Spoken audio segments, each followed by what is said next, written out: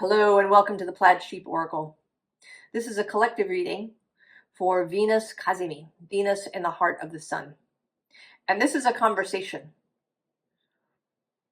between the two. It isn't one-sided with Venus just receiving something. Both planets give and receive. And they both speak in this reading. And there's actually two sets of advice. One kind of coming from each planet. But we begin here with Venus. It says go dark. Often people talk about Venus in the heart of the sun as Venus going into the underworld. She's unseen for a number of days because the sun is so bright. So that's always seemed a little strange to me. This talk of Venus going into the underworld. I mean, yes, she disappears, but the reason she disappears is because it's too bright.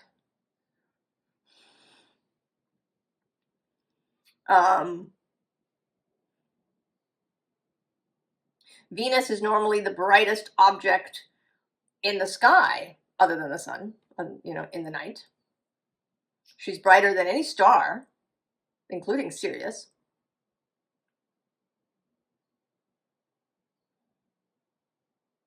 So there may be something, about Venus encountering this even brighter energy that allows Venus kind of to rest, to bask herself. Right? I mean, she is lit by the sun all the time. That's why we see her. But here she's really in it. So I think that it is a chance for Venus to exemplify going inward. There is a transformation going on. Maybe a reworking of things. She's spent 9 months being the evening star, having experiences, passing through the signs that she's been through, meeting up with other planets as the evening star. And now there's this transformative moment.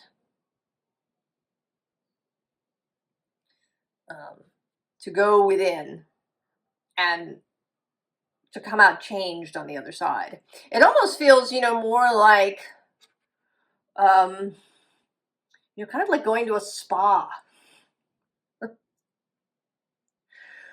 Right? Maybe you go in feeling perhaps a little tired, a little harried, a little, you've been doing a lot, and you go in and people take care of you. And you have, maybe you have a massage and a long soak or some time in the sauna. And you come out refreshed on the other side. And while you were in there, you had time, kind of in the silence, in the non-doing, to allow yourself to transform internally as well as externally. Now, on the other side, on the sun end, we have Get Your Brave On. Sun in Aries. It is said to be exalted there, an honored guest. The sun in Aries.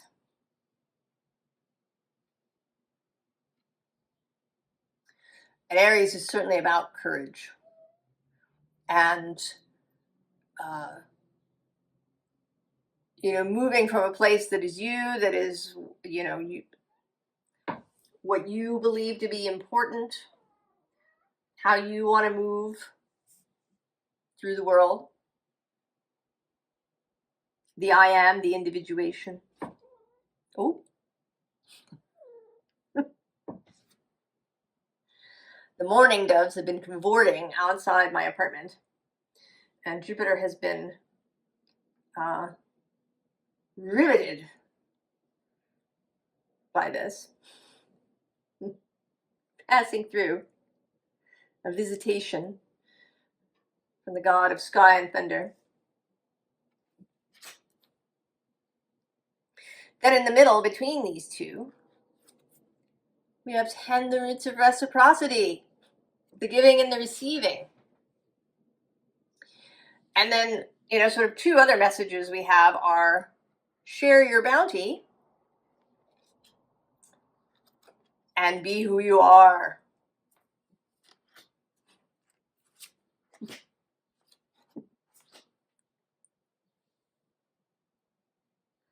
Oh, we are stalking the mourning doves. So this first row that Jupiter is sitting on now feels kind of like where we may be. Maybe I'll pull these out from here in case he comes back.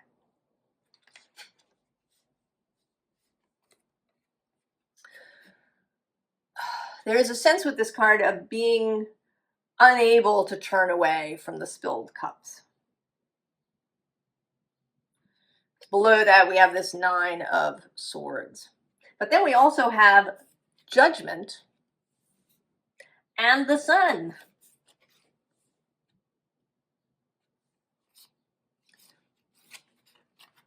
So there is, right, the 9, even though it's difficult, it's painful, it's also coming to the end, right? It's almost the end. And it's learning how to manage the air element, how to manage your thoughts, so that you can, in fact, turn away from these 3 cups. The unseen is the Tower. So there is this, right? There is this change that's waiting to occur. I almost want to say that it's lurking. I have this image of this kind of tower element sort of like hiding behind the corner, or just sort of waiting for its moment to act and provide the impetus for this change. So then we have the Hermit. Maybe you spend a lot of time in your own head. Maybe you've been isolating yourself. Maybe you've been stuck in a particular mindset that is yours, that you haven't allowed other kinds of ideas, something that it's never occurred to you before. Maybe it's something uncomfortable. Maybe it disagrees with what you thought was true. So that can generate a stuckness. Or, of course, indecision. Vacillating back and forth.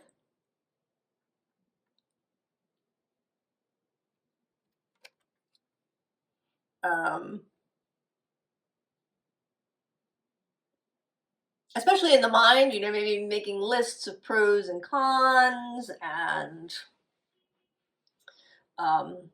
maybe it's trying to see too many moves ahead as well. You're at a chessboard and you want to think 12 moves ahead, and you're trying to do that on, for both choices or for, life in general. And it just doesn't really work that way. And then there's the Knight of Pentacles. Right, a general sense of slowness. Maybe it's needing things to be just so. He is associated with Virgo. He's also very slow himself. Maybe you want all of your ducks in a row before you act. Maybe you're over preparing for things. Maybe you think too much about what might happen up ahead. You're trying to pack for every possible contingency. I have a friend who travels quite a lot. She's walked the Camino de Santiago 4 times, as well as other pilgrimage walks. And her advice is to not try and pack everything, because you never know, what you're going to need. Right? You pack the most basic things, then you're not carrying a lot. You don't end up regretting that you hauled something for 500 miles. And unless you're going into some, desolate place or the middle of a jungle, you're going to be able to get what you need later.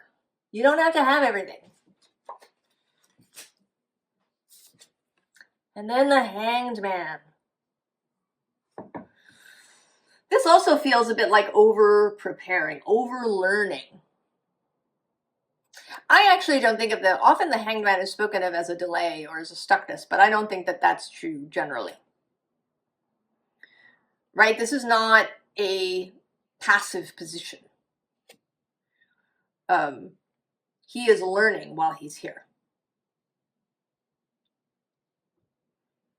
He may not be moving physically.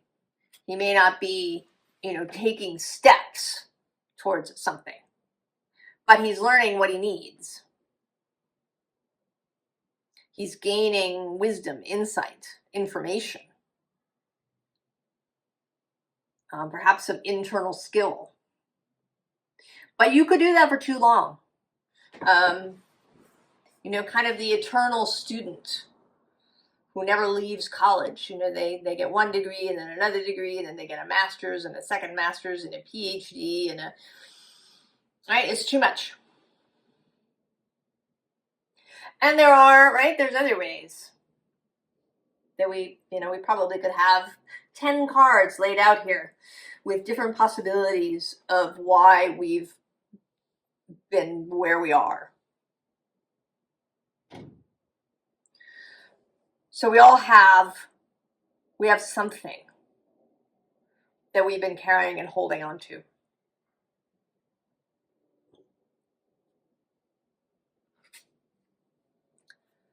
So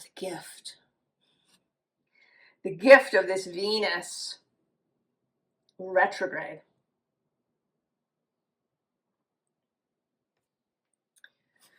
Below that is abracadabra. There is magic. There is the possibility of complete renewal, right? Of that, going in and being washed clean.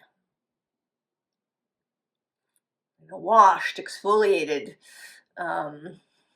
new haircut, steamed, right? So even the internal, right? Sweating out stuff. There's this whole possibility. And I want to say that this isn't anything that you need to do.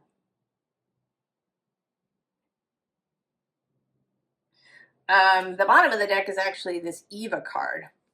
And today she's coming out as this temptation. That's this temptation to do something. A ritual, some kind of journaling exercise, a really long meditation, something.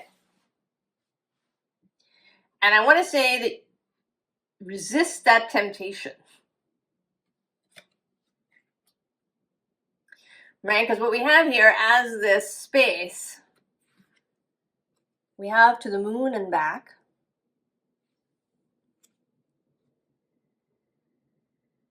Yes, I want to say that this contemplation is not, I think that you have probably, if you're here, you've done a lot of internal examination.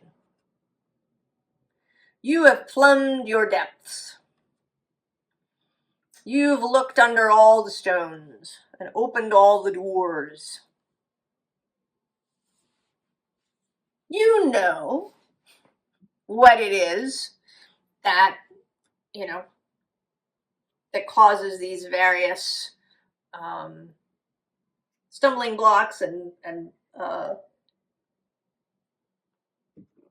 difficulties. You don't need to contemplate that anymore. And it isn't really about the next step as such.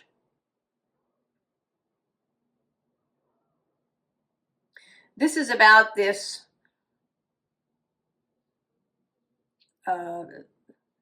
right, about knowing that you're okay. Knowing that you can come out rinsed off on the other side and that you can stay that way. That you don't have to go back and like get your old clothes. Right? They're gonna burn them. Back there at the spa, you've been stripped and cleaned and scrubbed and steamed and you've had a lovely facial, and now you've been given whole new clothes as you come out the other side. You are not going to go back. So it's not really about doing anything. It's more really about not doing things. And about, moving forward, allowing pleasure, contemplating beautiful things, dreaming of what you desire. Right? Because then we have Venus with the sun. No rain today.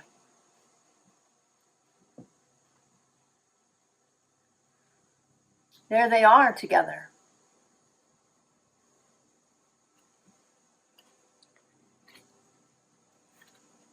And then the pure nature and your new outfit. Outfitted in your pure nature.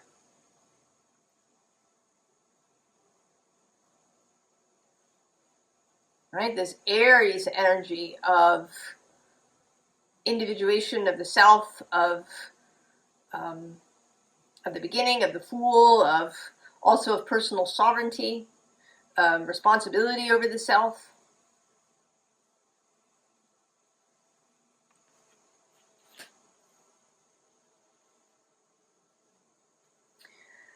So then this next row feels very sort of Venus's message, right? She's kind of showing up here as the Hierophant.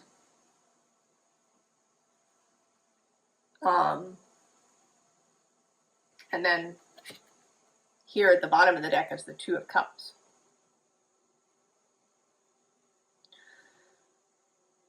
So what you believe, your ability to follow what you believe, to be your own Hierophant, your ability to move from this space of love,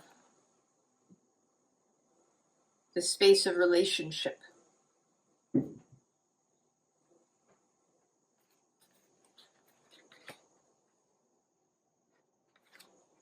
Right? And the Princess of Swords, this Venus as morning star. Right? A freshness, right? The sense of morning, the sun rising here.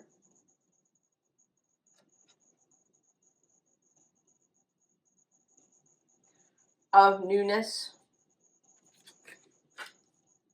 But also of power.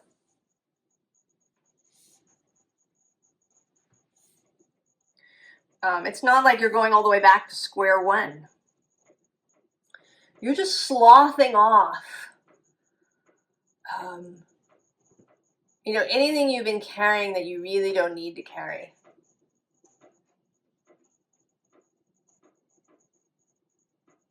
But all of your skill, your power, your experience, your wisdom, your ability to create in the world remains with you.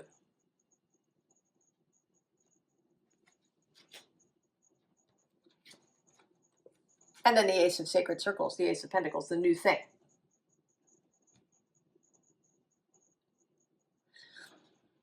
And that can be, you know, as small or as enormous as is appropriate for you.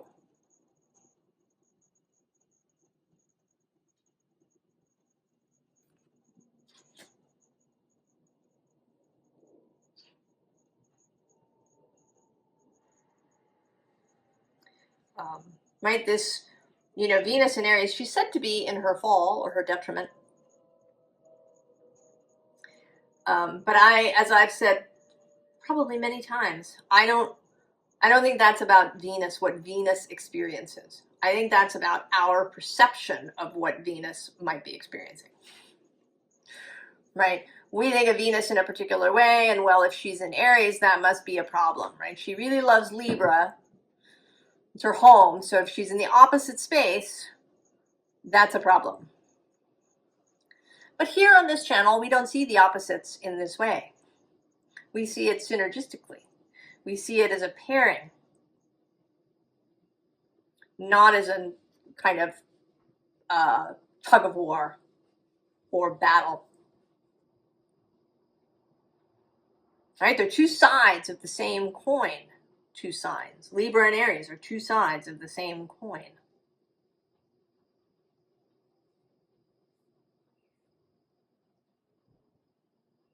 And Venus in Aries is a more forward kind of energy. Right? A woman, example of a woman with Venus in Aries, Elizabeth Taylor.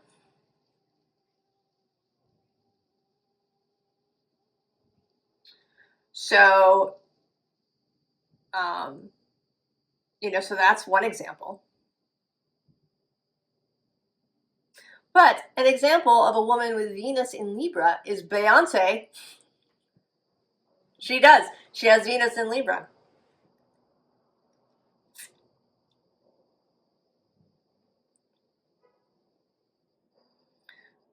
So, right? We shouldn't make assumptions. Also, another Venus in Libra or another Venus in Aries is Marilyn Monroe.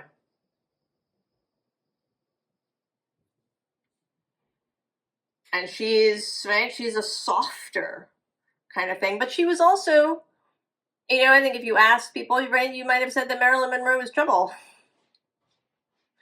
That these kind of women, where their sexuality was right up front, were trouble. Right? So the possibilities of Venus and Aries, you know, are tremendous and generative and powerful.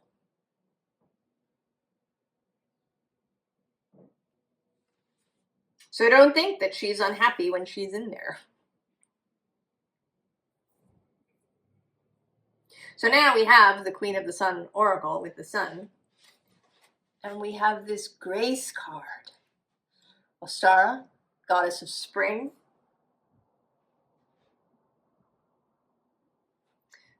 The bottom of the deck, we have this ideas.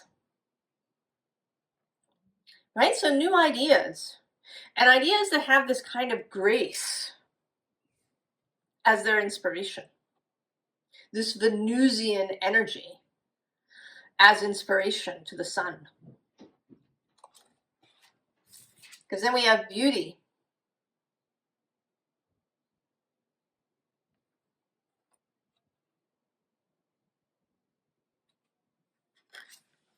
And gratitude.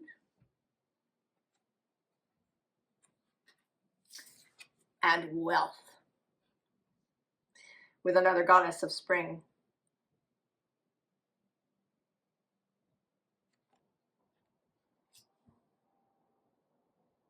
So the sun is moving into this springtime space, this, at least here in the Northern Hemisphere, this rising up kind of energy.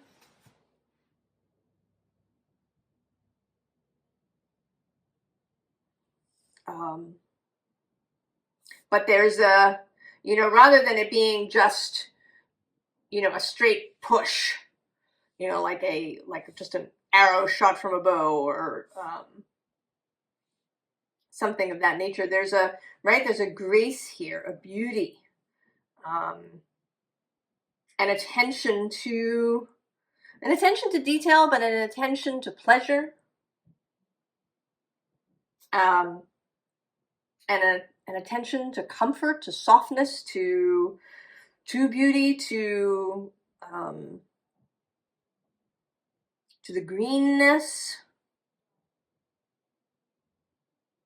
It's like her dress, which has all this, beautiful embroidery on the front. I think that our modern world is really impoverished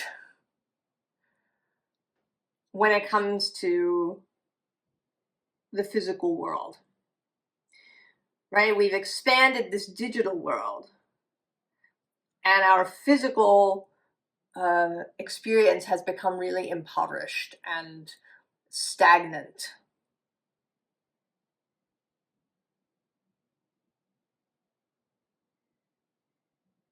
We have so much, mass-produced plastic stuff in our lives.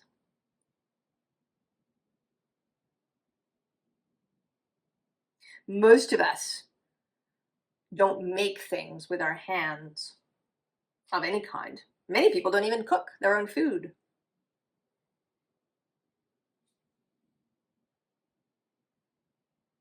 So there's a possibility here for a richness of life, a richness in what is created.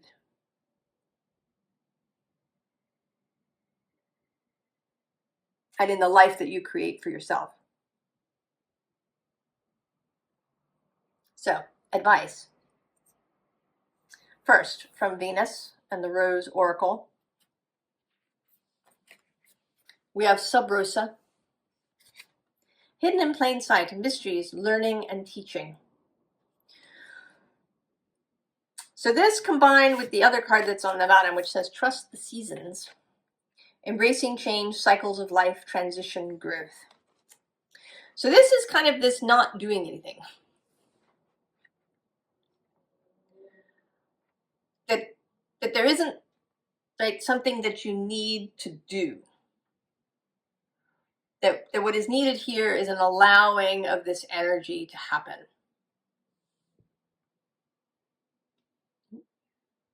Jupiter looks like he might leap. Yes? No? Sorry, do I need to make space for you? Go ahead. Yes? No? There we go.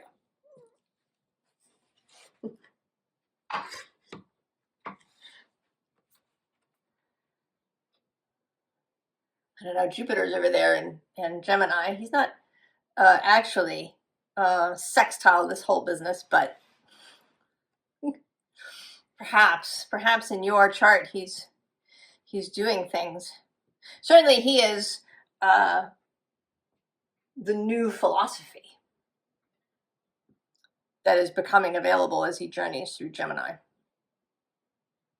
But trust the seasons. Trust that if you soften, if you allow, if you don't resist, that this will happen. That it isn't about you doing anything. So we have come to me, attracting like a rose, receive abundance, desires, and then the bud. Potential, promise, it's about to happen. Keep going. Mm-hmm.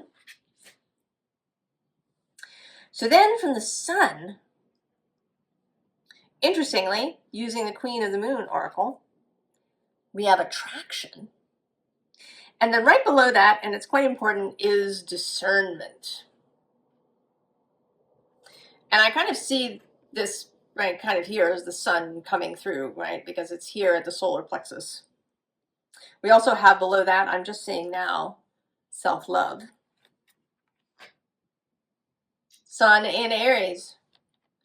So the discernment is about one, resistance. So some resistance is useful.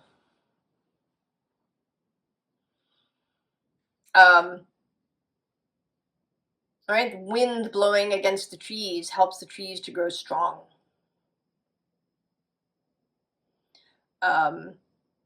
You know, knowing when there is something that needs to be resisted. It might be that, right, that you need to resist doing something. That you need to find a way to not do.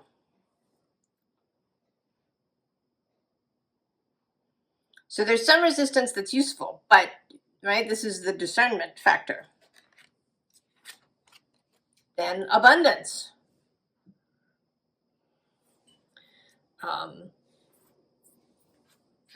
This is sort of making me think of cautions that sometimes come with Jupiter. People will say that Jupiter embiggens everything. So if you're busy having a lot of anxiety and you're getting a Jupiter transit, you might get more anxiety. So there's a caution here about where you put your attention. What is it that you want to grow? What are you shining the sun on? And then will, which is also, right, it's an important factor. Sometimes will comes into play. The will to do the different thing. The will to change. But not, you know, trying to will something into being. Or using your willpower solely to overcome something. Or trying to impose your will on something. So discernment.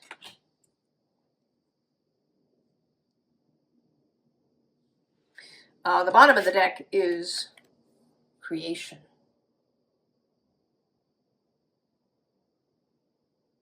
So be discerning. Be clear about what you want. And focus on that. Focus on that which you want to come into being. And then allow it. Receive it. Have it. Right? Let yourself have it. Let yourself keep it. Because it isn't just receiving, it's also having and holding.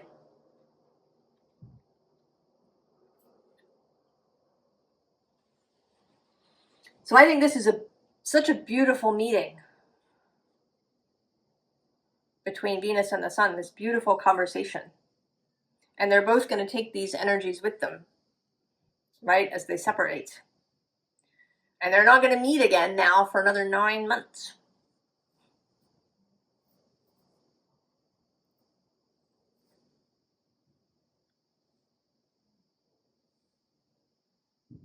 I hope that you will accept this opportunity. The exact moment of their meeting is just after 9 o'clock Eastern US time. The deep Kazimi, which most people say is 17 degrees, that's from about 5 in the afternoon to about 1 in the morning here.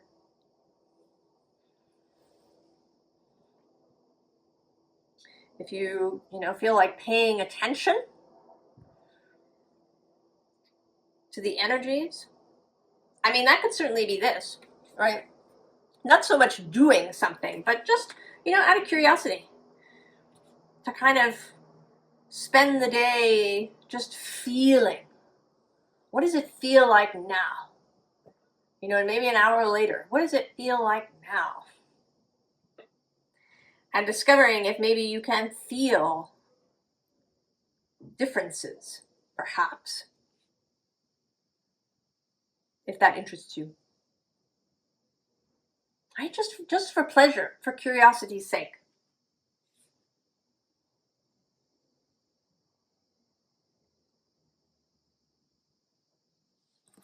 It's about to happen. I wish you the very best. I wish you a life filled with love and beauty. And I'll see you next time. So long.